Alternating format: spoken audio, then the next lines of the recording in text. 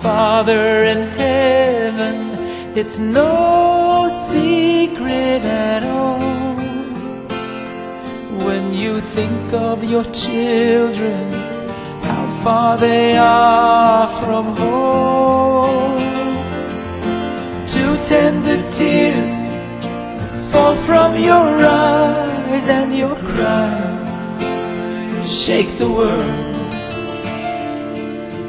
Cannot bear to see you this way. Shalom Aleichem, tudo bem? Estamos começando por aqui mais uma edição do programa Me'at Leben. Esse é um programa de pai para filho. É um programa que tem como personalidade, característica e principalmente objetivo falar sobre a Parashat Shavu para os meus filhos, a minha primogênita Gabriela Dodani, ao Gabriel Kalev, a Ariela Hesed e ao Eliav Hassid.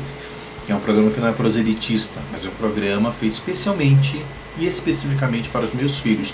Eu não sou rabino, eu não sou morê, eu sou apenas um pai transmitindo aos meus filhos conhecimento de Torá e Mitzvot dentro do meu limite, daquilo que eu estudo, daquilo que eu aprendo. Bem, esta semana vamos estar estudando a Parashat Re'eh, ou Parashat Re'eh, veja, já diz aí o significado da palavra, e esse vídeo eu vou estar fazendo uma introdução, daqui a pouco a gente vai conversando um pouquinho mais. Já tem um outro vídeo antigo de 2 anos atrás, onde eu fiz, junto com a Ariela, o Eliav estava pequenininho, mas sempre a gente tem algo de importante a aprender com a Parashat. Veja o que significa ver.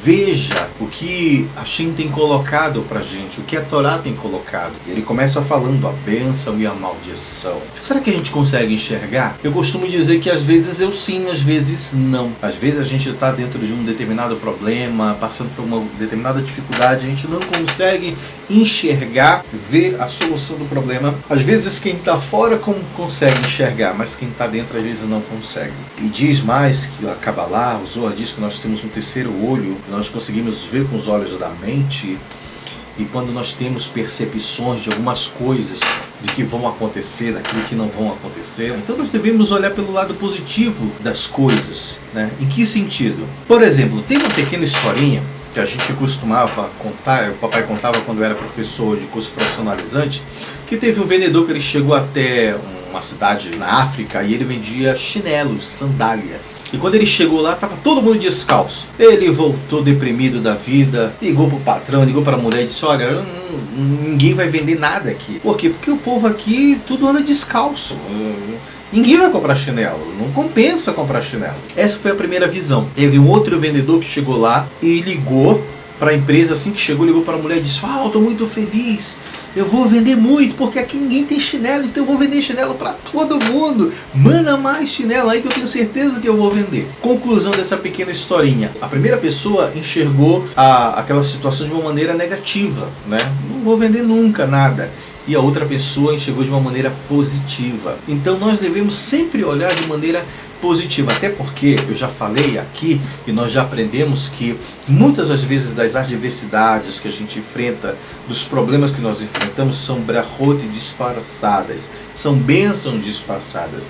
E diz mais os nossos sábios que futuramente Bnei Israel, no futuro próximo, quando o Mashiach se revelar e nós tivemos toda a revelação, nós iremos ainda agradecer a Hashem por todos os infortúnios que Bnei Israel passou aqui na diáspora, porque as coisas vão ser reveladas para a gente. Outro ponto interessante da gente aprender aqui: como lidar com as bênçãos e as maldições. Como a gente deve lidar com isso? Muitas vezes as brachot, as bênçãos que nós recebemos, elas acabam, Deus o livre não permita, mas se transformando em coisas não tão boas assim. Por quê?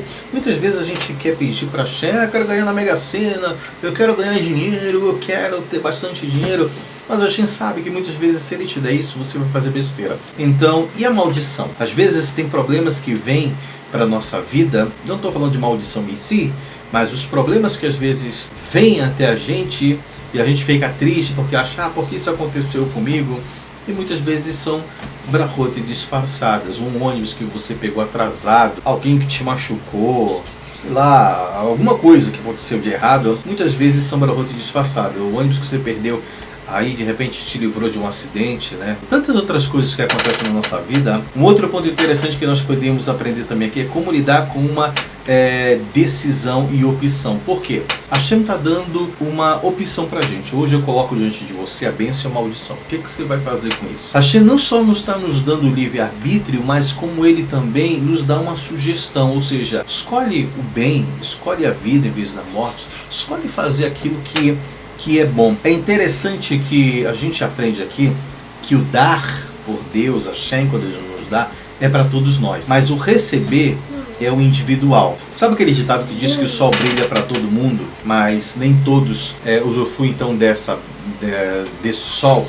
Por quê? Porque Hashem ele dá no coletivo, agora o receber é individual. Por que no individual? Porque justamente ele nos deu livre-arbítrio. Depende de cada um, se nós vamos escolher seguir ele ou não. Hashem ele não faz uma imposição, ele não é ditador. Então ele nos dá a opção de servirmos a ele ou não. E isso tem consequências. Tudo que nós precisamos já existe. Hashem já fez tudo. Ele já nos deu a Torá, as mitzvot. Nós só precisamos ver, nós só precisamos enxergar aquilo que ele já nos deu. Olha o mundo, olha o planeta Terra, olha a natureza, olha os recursos naturais que ele nos deu. Olha a Torá, a instrução para a vida. O que mais a gente quer? Quando a gente fala sobre Re'eh, a gente sabe que como funciona o globo ocular, quanto mais luz, né, a gente sabe que mais a gente consegue ver. Quanto menos luz do ser humano, menos a gente consegue ver. E isso traz um ensinamento tão bacana pra gente, que quanto mais luz, quanto mais iluminação nós tivermos da Torá, mais nós conseguiríamos ver. Então, essa semana eu fiquei pensando, eu falei, quem a gente deve considerar sábio? Muitas vezes a gente acha que o sábio é aquele que é mais velho, é aquela pessoa que viveu mais tempo, que ela tem mais experiência de vida. E às vezes a gente acaba se perguntando, por que o ser humano consegue fazer isso? Ou será que o ser humano não consegue parar e ver o que está acontecendo na frente dele para ele fazer isso? Ou seja, são algumas atitudes, alguns comportamentos que nós seres humanos temos, que a gente às vezes, a criança que está estudando o Torá, para e pensa, eu não consigo entender como uma pessoa dessa faz isso, chega a um ponto desse. Eu tenho duas teorias pessoais minhas. Uma é a kasherut. Quando você vive uma vida kasher, tudo aquilo que você come, a gente vai falar sobre kasherut nessa paraxá. Mas vamos embora lá. Tudo que você come se transforma em sangue. E a gente sabe também por outros costumes judaicos, que aquilo que você come não só se torna sangue, parte de você, mas eles trazem midot. Papai, o que é midot? São as características daquele alimento. Ou seja, as midot também elas podem influenciar você espiritualmente, moralmente. Então aquilo passa para você. Por isso que Hashem, na sua grande sabedoria, disse, não coma isso, não coma aquilo. Papai, me dá um exemplo disso. Sabe aquela historinha do porco? Diz a história, o Midrash conta que quando o Noé, ele pegou, saiu da arca, que ele plantou aquela vinha, e aí veio o Hassatan, que é o anjo que é escolhido justamente por Hashem para fazer algumas coisas ruins para o ser humano, mas como teste, ele é ministro de Hashem. Ele foi lá e regou aquele vinho e regou com sangue de um cordeiro. Passou um tempo, ele depois foi lá e regou a plantação de vinho lá com o sangue de um leão. Ele matou e regou com o sangue de leão. Depois ele foi lá, matou um de um macaco e regou com sangue de macaco. E por último ele matou um porco e regou com sangue do porco. Quais são os estágios do alcoolismo de quem fica bêbado? Primeiro, quando você toma o primeiro golinho, você fica manso que nem um cordeiro, né? Não, só tô tomando um pouquinho, tá tudo bem, né? Tá. Ele fica um cordeiro. O segundo estágio, ele vira o leão, né? Bota aí, pago pra todo mundo, eu sou o cara, ninguém manda em mim, eu sou o grandão. O terceiro estágio, ele vira o macaco. Ele começa a fazer gracinha, você quer, pula para um lado e para o outro, fica fazendo palhaçada em tudo quanto é lugar. O quarto e último estágio, ele já bebeu tanto, que ele acaba agora vomitando e urinando nele mesmo. Ele deita no chão, se ele urinou, se ele vomitou em cima dele, ele vira um porco. Então são os estágios. Isso são as midot, as características que foram passando. Então da mesma maneira nós sabemos hoje, se você tomar um café, você fica ligadão. Por quê? Porque o café, a cafeína, ela acaba influenciando no teu biológico. Você não dorme, você fica elétrico, você fica nervoso. E o álcool quando você toma? Então quer dizer, cada coisa que você se alimenta também, essas midot, elas passam para você de forma imperceptível, você nem sabe às vezes por que você está fazendo isso. Você, olha só, voltando à história lá que eu disse, que quanto mais luz, mais entendimento, a Kashrut, ela libera a tua mente. Eu falo isso por mim mesmo. Por quê? Porque já teve coisas que eu não adiantava estudar, eu não entendia. A partir do momento que eu fui me alimentando mais cachê, as coisas estavam ali na frente. Eu disse, gente, como tantos anos eu fazia isso errado? E a Kashrut libertou de uma determinada maneira. Então onde eu quero chegar com isso? Que quanto mais você estuda a Torá, quanto mais você se aproxima em cumprir Torá e mitzvot, você vai abrindo a tua mente para determinadas coisas, que quando você não cumpre, você fica pensando, gente, como isso estava aqui e eu não percebi que isso estava errado. Então muitas vezes a gente acaba parando e pensando, como é que o camarada faz isso? Como uma pessoa consegue fazer isso? Por quê? Porque falta luz. Quanto mais luz, mais nós enxergamos, e a Torá é a nossa luz. Quanto mais luz, mais você consegue entender. Então por isso que às vezes eu acabo sendo paciente, não só comigo, como com outras pessoas, dando mérito da dúvida, julgando de maneira favorável. Por quê? Porque a gente não pode cobrar muitas vezes dessas pessoas. Tem muitas pessoas que às vezes me procuram para querer fazer uma pergunta de Torá, e eu digo, Baru, por que isso acontece? Baru, por que aquilo, por que aquilo outro? E a gente acaba explicando para eles aquilo que a gente já estudou, aquilo que eu já estudei. E às vezes você pega, fala para uma pessoa, fala para outra e não adianta. Aquilo não entra na cabeça dela. Vou dar um exemplo. Teve uma determinada vez, em algum momento na história da minha vida, teve um rapaz que ele sempre ficava lendo a Bíblia lá no trabalho dele e deixava aberta. A gente sabe dos nossos ensinamentos judaicos que você não pode deixar um livro aberto e sair. Isso não é muito bom. E eu peguei e falei para ele, olha, apesar de ser a Bíblia, não é Torá, é uma outra, mas eu falei para ele, cara, não deixa ela aberta, sabe como as pessoas às vezes têm mania de deixar no escritório, no lugar público, aberta a Bíblia lá no Salmo 23, Salmo 90, não sei o que. Eu falei, cara, não faça isso. Se você não está lendo, fecha ela. Pode ter certeza que vai ser bom para você. Até é uma falta de respeito. Você gosta da Bíblia? Você gosta dos assuntos que está lá? Então trate com respeito, não deixe aberto, jogar. Ele, poxa, bacana, obrigado. Eu não sabia disso. Uau, isso é muito importante. Na hora ele ficou todo empolgado. Eu fui, fiz meu trabalho e tal. No final do expediente, quando eu saí, eu olhei, eu achei que ele tinha fechado. Eu até fiquei feliz. Falei, pelo menos eu trouxe algum entendimento para ele ali.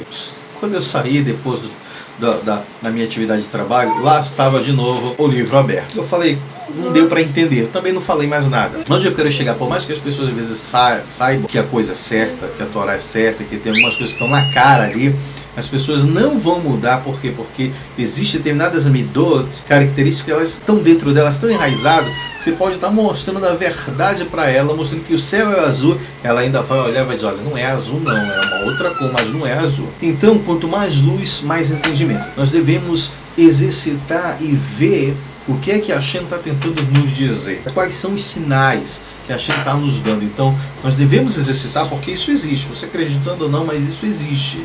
Tá? Esse sexto sentido que você tem. Você sabe quando papai, me prova isso, eu vou provar para você. Você sabe quando a gente costuma dizer, olha, eu estou vendo o que você quer fazer comigo. Olha, eu estou vendo que isso não vai dar certo. Olha, eu estou vendo que isto vai dar certo. Como assim? Você está vendo realmente? Nós não estamos vendo. Por quê? Porque fora esses dois olhos carnais que nós temos aqui, materiais, existe um terceiro olho espiritual. Nós podemos chamar de a nossa percepção. Aprenda a exercitar ele para você ver mais sinais. Eu sei que é difícil. Eu estou falando isso, mas às vezes até o papai quer poder perceber. Hashem, o que está acontecendo, o que está faltando, o que é isso, e às vezes o estalo justamente que esse terceiro olho. Então veja, olha que eu coloco diante de vocês hoje a bênção e a maldição. Então tudo que existe aqui nessa terra foi Deus que nos deu, e existe uma missão. Que missão é essa que foi dada, papai?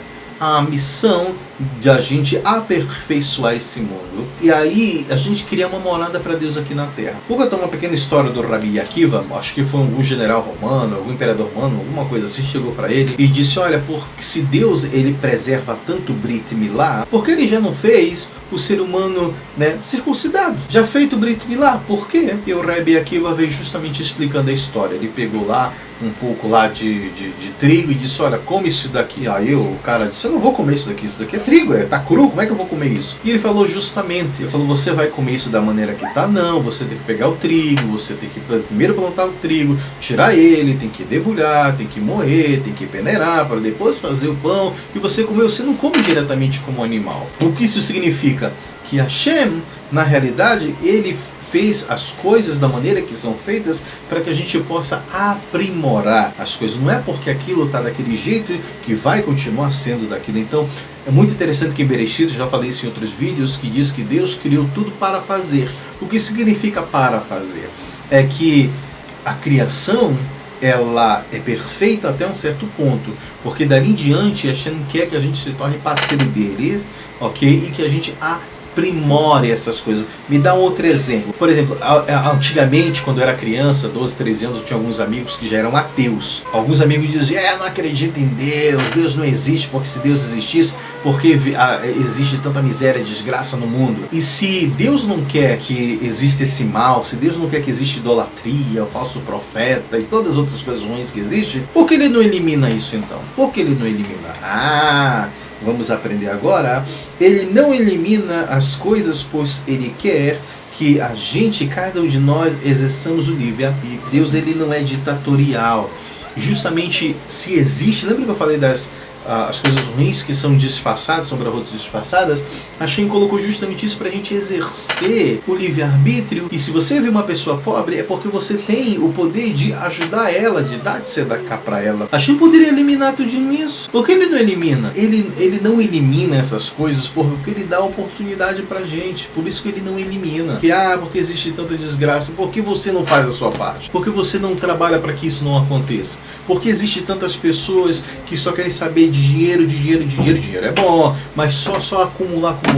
Aí eu faço uma pergunta: você que é milionário, você que tem muito dinheiro, quantas roupas você vai conseguir vestir durante a tua vida inteira? Precisa de tudo isso? Precisa acumular muito? Para que acumular? Por que acumular? Então muitas vezes isso acontece para que a gente possa ter a oportunidade de exercer e fazer a coisa correta. Por isso que a Hashem faz isso. Será que ele deu, a gente era para comer o trigo da maneira que ele é? Não. Ele fez isso com um propósito, com o objetivo de que da gente aprimorar. A Hashem não é tirano. Ele não impõe as coisas da maneira que tem que ser goela abaixo. Pronto, não é assim desse jeito. Tudo isso existe para que a gente possa exercer os verdadeiros valores de Hashem. Ele quer que a gente exerça. Ele quer que a gente coloque a Torá em prática. Eu sempre falo, às vezes a minha mãe dizia, eu não vou rezar, pedir Deus me dê paciência. Hashem me dê paciência, porque se eu rezar para Hashem me dar paciência, ele vai me dar mais o quê? Mais infortúnios para que eu tenha paciência. Então a minha mãe dizia, não reze para Hashem para te dar paciência. Então, outra coisa que ela sempre dizia, ela dizia, nunca reze e pergunte a Hashem, por que isso? Por que está acontecendo com isso? Mas para que isso está acontecendo? E existe um ensinamento na Parashá dessa semana de Rei, que ela vai falar sobre tzedakah também, o quão importante existe o poder da tzedakah. E o Maimonides, ele fala justamente sobre isso, que dê a vara para pescar. A melhor forma de você dar tzedakah, a maior de todas, é quando você não sabe para quem você está dando e essa pessoa não sabe de quem está recebendo. E uma das melhores também é o seguinte: você realmente quer fazer uma coisa boa, então não dê o peixe para ele, não alimente ele diretamente. Isso é um tipo de tzedakah boa, isso é legal. Mas o melhor de tudo isso não é você apenas alimentar e fazer um programa social que só você dá, não. Qualifica essa pessoa para que ele não dependa mais de você, não porque você não queira ajudar, mas porque você quer ver aquela pessoa prosperar e se evoluir como pessoa, como gente, se aprimorar. Então a melhor forma de tzedakah é essa: você ajudar financeiramente, lógico, mas para que ele possa crescer tanto fisicamente, espiritualmente, profissionalmente. É interessante que eu tenho um livro que eu gosto muito, que é o Poder, a Lei da Atração, e a partir dos anos aí 2006, 2007 isso virou uma febre, né? A Lei da Atração, falando sobre ciência quântica e etc. E tudo isso é judaico, tudo isso é Torá, tudo isso é Kabbalah. Então fala sobre a Lei da Atração, que é aquilo que você verbaliza, as boas energias que você vai tendo, isso vai atraindo mais e mais. E a Kabbalah já vem trazendo sobre isso, o Zohar já vem trazendo sobre isso, Parashat Re'eh já vem falando sobre isso. Veja, porque a maneira com que você vê a coisa é que vai atrair boas energias para você, e aquilo vai acabar acontecendo. Então se você começar a visualizar, por exemplo, eu vou tirar minhas férias, quero passar minhas férias em Cancún, eu quero ir para o Caribe, e você começa já a imaginar o seu pezinho quente na areia, você tomando aquela água de coco debaixo do guarda-sol, e você já escuta o som da água, da onda quebrando sobre a praia, você já sente o cheiro da maresia. Tudo isso daí vai ajudando a você a concretizar o desejo de você ter umas férias no Caribe. Agora, quando você não visualiza isso, lembra de um vídeo passado que eu falei a diferença entre fantasiar e sonhar? Isso é a lei da atração, isso é Parashat Re'eh. Veja a maneira com que você vê, as coisas vão melhorando para você. Ponto muito importante na Parashat dessa semana que nós vamos falar sobre isso é sobre o Mesit e o Madir. Papai, o que é o Mesit, o que é o Madir? Muito cuidado com isso, com as deturpações de valores e inversões que existem hoje em dia. O Madir, segundo o Sefer HaMitzvot do Rambam, ele fala que é o indivíduo que incita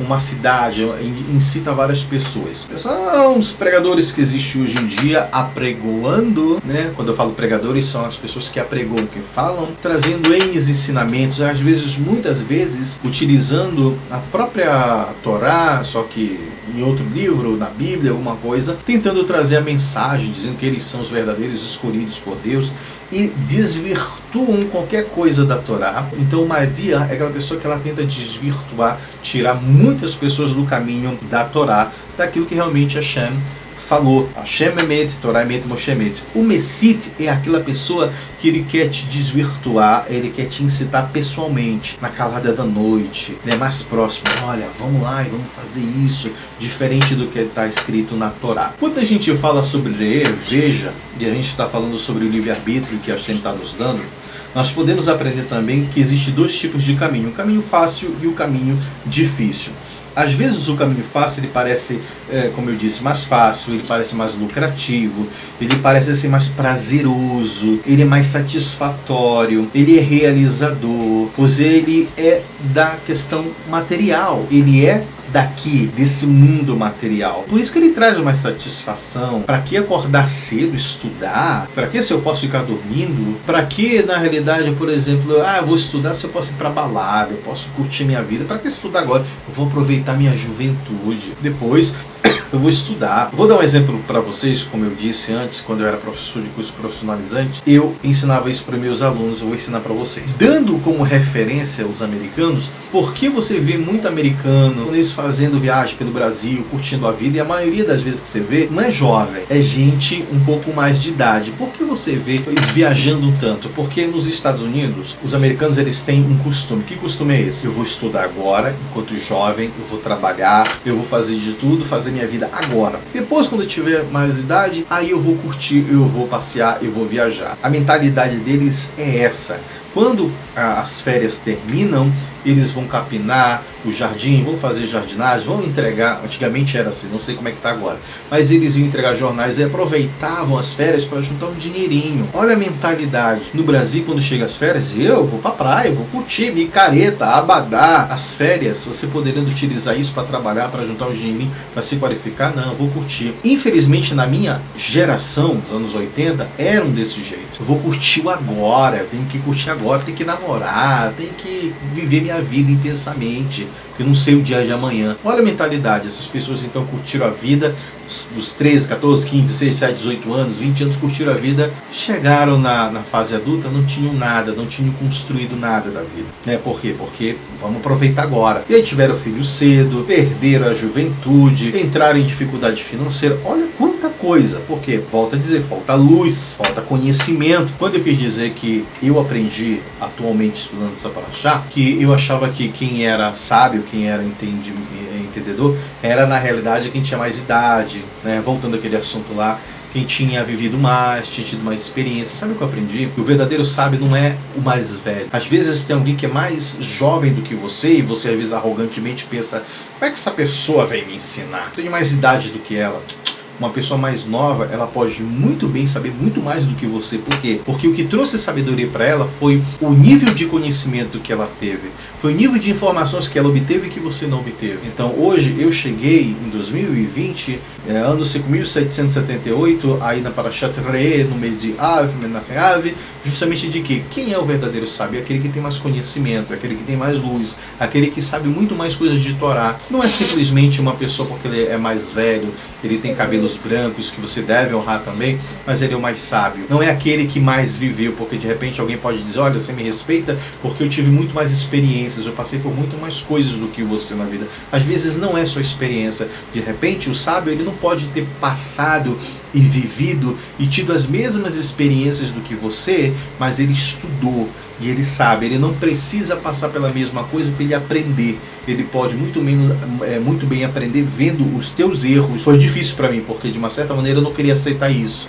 Algumas pessoas, tipo assim, mais antigas, você não sabe a verdade. Eu tenho mais idade que você, eu vivi mais do que você. Da mesma maneira, eu aceitar hoje que a minha filha Ariela possa chegar e me ensinar e dizer, papai, eu sei mais do que você. Ela pode saber, se ela tiver acesso à informação, mais do que o papai não tem, como ela já teve, que eu tenho que baixar minha bola, né? Baixar minha cabeça e dizer, ela sabe mais. Entende? Em determinados assuntos, né, dona Ariela? Não é tudo, porque tem coisa que ela fica disputando comigo. Ah, isso o senhor não sabe. Ah, isso, como o senhor disse que sabe tudo, e etc.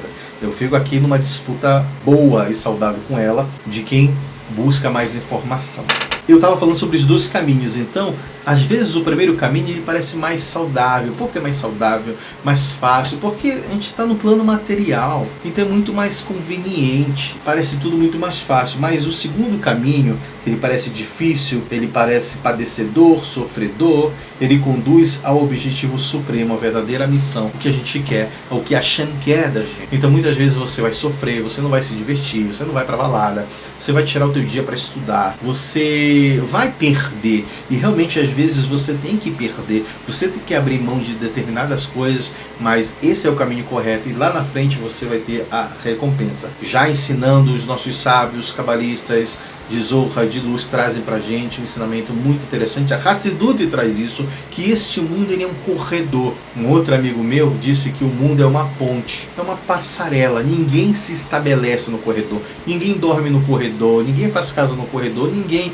estuda no corredor. O corredor, você passa. Este mundo, ele é o corredor. Aqui não é o lugar da gente se estabelecer, o lugar da gente querer montar alguma coisa, sabe, para querer o verdadeiro benefício, a verdadeira recompensa não é aqui, está lá na frente, não é o agora. Da mesma maneira, se você estudar, se você perder dias e noites de sono, em vez de ir para uma festa, você fica em casa para estudar, em vez de estar na rua, você está estudando, tudo isso é árduo, tem um preço, mas o final é bom, pode ter certeza disso. E o melhor de tudo, a gente vai cumprir com a missão que Hashem nos deu, que é fazer deste mundo uma morada para Ele. Uma outra coisa interessante que eu estou ainda dentro desse assunto é que as aparências enganam neste mundo de mentiras. Por que eu digo que são um mundo de mentiras? Por isso a Torá vem e nos aconselha a escolher o caminho da vida, da bênção, da obediência e o caminho verdadeiro. Por que verdadeiro? Porque tudo nesse mundo hoje é o mundo da mentira. Aqui a gente engana a gente mesmo, engana nosso pai, nossa mãe, engana... Enfim, a gente vive no mundo de mentira. Mas quando Mashiach se revelar, quando o Lam Rabá chegar, lá é o mundo da verdade. Lá nada vai poder ser escondido. Aqui a gente pode esconder, pode não, às vezes a gente esconde, não é que pode, mas a gente consegue driblar, esconder os sentimentos e outras coisas de um dos outros. Quando Hashem tiver revelado, ninguém vai poder se esconder. Lá é o mundo da verdade. E tudo vai ser revelado. A gente vai conseguir ver Hashem, as coisas acontecendo. Esse mundo ainda é o mundo da mentira. Mas breve chegará ao mundo da verdade. Alguém pode dizer pra gente, onde é que está Deus? Onde está Deus? Algumas pessoas às vezes perguntam, onde estava Deus no Holocausto? Essa semana mesmo aconteceu o incidente lá no Líbano, e eu conversando com a minha esposa querida, a dona Leia Budenick, e eu vi algumas cenas, que não é muito bom a gente ver cenas ruins dessas, não é bom pra alma, mas eu acabei vendo algumas cenas dessas que chegam no WhatsApp, cenas terríveis do acidente, de pessoas esquartejadas, coisa terrível. E aí eu fiquei pensando, eu falei, gente, desculpa, eu acredito em Hashem é tudo, mas no momento, nós como seres humanos, por mais que eu não considero o Líbano como meu inimigo, vamos supor que até isso possa ter acontecido com alguém que a gente o considere como inimigo, ou tenha eles como nosso inimigo, é uma cena muito chocante para você ver e dizer, onde é que está Deus? Onde é que está Hashem nisso tudo? Quando você vê o relato de Mitzray, Hashem punindo os egípcios, eles morrendo afogados, é uma morte genérica, né? Se afogou. não é tão cruel assim. Mas quando você vê cenas de um ser humano esquartejado, uma cena horrível, pô, mas não interessa se você tem um amigo, se você tem um inimigo, se você tem um parente, se você não tem um parente, não interessa, mas é um ser humano, é algo que foi criado por Deus, é a imagem de Hashem, e você vê aquilo de uma forma tão banal, como se fosse um pedaço de carne jogado. Cadê o valor? Onde é que está Hashem nisso? Eu perguntei para Leia, eu falei, eu não consigo, Leia. Sabe, cadê Hashem nesse momento? Por que isso acontece? Deus, o livro não permite, até peço perdão se eu cometi algum pecado, mas a gente pergunta às vezes, onde está Hashem nisso tudo? Baruch Hashem, eu aprendi nessa paraxá, que em vez da gente dizer e perguntar onde está Deus, a pergunta que nós devemos fazer é onde Ele não está. Aonde Ele não está? Porque Ele está em todo lugar. Ariela até fala, né? Hashem is girl, Hashem canta em inglês, está em todo lugar, em cima, embaixo, do lado direito, do lado esquerdo, em todo lugar. Ele está em tudo. E por mais que a gente não compreenda, como eu não consegui compreender, a gente tem que saber que tudo vem de Hashem. Ele sabe de tudo. E muitas vezes a gente quer exercer uma misericórdia, a gente quer ser muito mais misericordioso, muito mais humano do que Deus. E Ele sabe o porquê dessas outras coisas. Eu não sei explicar, mas Ele sabe. Nós devemos aceitar a autoridade dEle. É por isso que quando nós temos notícia de algumas coisas ruins que acontecem, nós devemos falar Baruch Dani Aimet. Bendito seja o juiz supremo. Ele sabe de tudo. A Torá também traz a proibição de comer sangue. Não pode.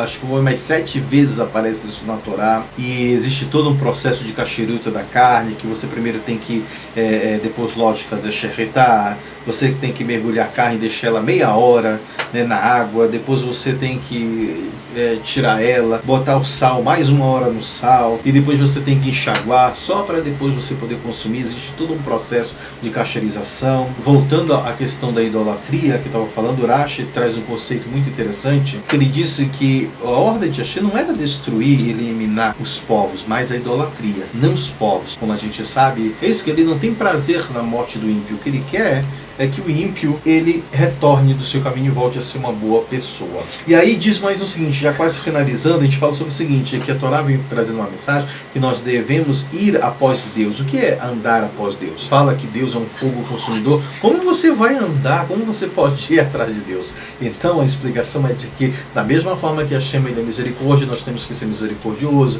Da mesma forma que Ele é bondoso, temos que ser bondoso, a imitar os atos de Hashem. Falando sobre o falso profeta, o Messit Madia, que eu já falei, ele vem finalizando a primeira, segunda e terceira ariá sobre a cidade aposta, e o que você deve fazer com essa cidade, etc. Hashem, ele tem a maneira dele de como nós devemos servir a ele. Não é inventando maneiras, não é criando liturgias, não é copiando de outras religiões. Hashem já nos deu. Então nós devemos fazer aquilo que ele já falou e não criarmos situações, liturgias, formas de adorar a Deus. Eu vou rezar de manhã, de tarde, de noite, shacharit, minchai, ervit, mas agora eu vou botar um incensozinho aqui, vou botar uma musiquinha indiana. Não invente coisa. Existe a maneira que nós devemos servir a Hashem. E que maneira é essa? É a maneira que Hashem já disse na Torá. É o que está na nossa cultura, que está na nossa fé, na nossa religião. Não existe você criar outra. Da maneira com que eles adoram, eu vou adorar. Da maneira que eles fazem, eu vou fazer. Tem muita coisa legal, eu me empolgo demais de querer falar com vocês. Mas eu acho que a princípio é isso daí. Daqui a pouco eu volto falando sobre a primeira, segunda e terceira, né? A primeira e terceira leitura da Parashat Re'eh. Veja!